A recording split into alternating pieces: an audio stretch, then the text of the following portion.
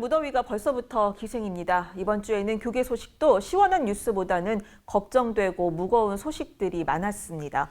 송주열 기자, 이번 주 어떤 뉴스 픽해 오셨습니까? 네, 정말 무슨 일 나겠다 싶을 정도로 한반도 정세가 위태로운데요. 제가 준비한 첫 번째 뉴스픽은 한반도 긴장감이 고조되고 있는 가운데 교계에서 대화를 촉구하는 성명이 이어지고 있다는 소식입니다.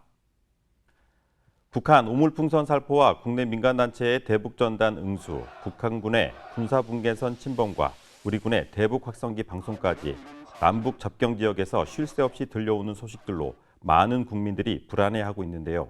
주한 유엔군 사령부와 미국 대사까지 나서 한반도 긴장감이 높아지는 상황에 대해 우려하고 상황을 예의주시하는 것으로 알려졌습니다. 교계에서도 최악의 상황에 직면한 남북이 먼저 대화 테이블로 나와야 한다는 목소리를 내오고 있는데요. 웨슬리언 교단장 협의회와 한국기독교 공공정책협의회는 성명에서 한반도를 위협하는 모든 군사적 긴장과 위협에 절대 반대한다는 우려의 목소리와 함께 지속적인 대화만이 지속적인 교류 협력을 이끌어낼 수 있기 때문에 중단된 대화와 교류 채널을 복원해야 한다고 강조했습니다. 다음 픽입니다. 예장 합동총회 여성 안수 문제가 작년 정기총회 직후부터 계속 이슈가 되고 있는데요.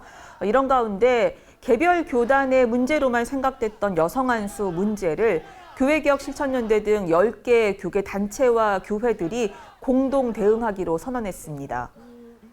여성 안수 허용 문제가 교단의 신학적인 입장에 따른 선택의 문제라기보다는 고질적인 구조적 차별의 문제라고 인식되면서 공동 대응의 필요성이 대두된 겁니다.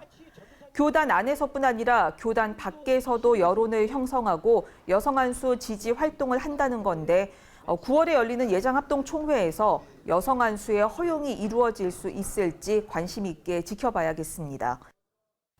다음 픽입니다.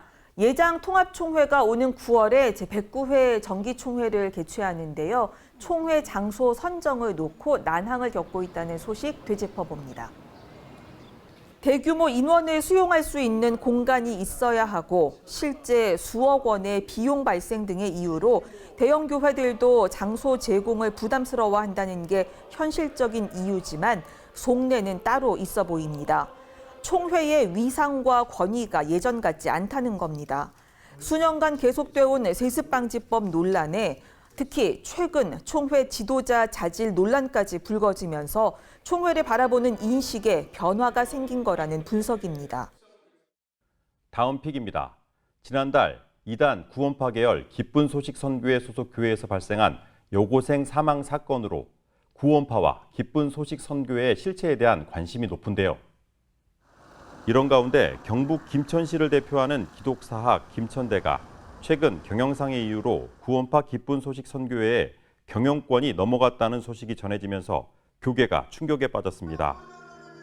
이에 320여 개 교회로 구성된 김천시 기독교 총연합회는 지역사회와 교회에 구원파 기쁜 소식 선교회의 실체를 알리기 위한 대책 마련에 들어갔고 학교 구성원들은 사실상 깜깜이로 이단의 경영권이 넘어갔다며 총장 퇴진 요구 목소리가 거세지고 있습니다.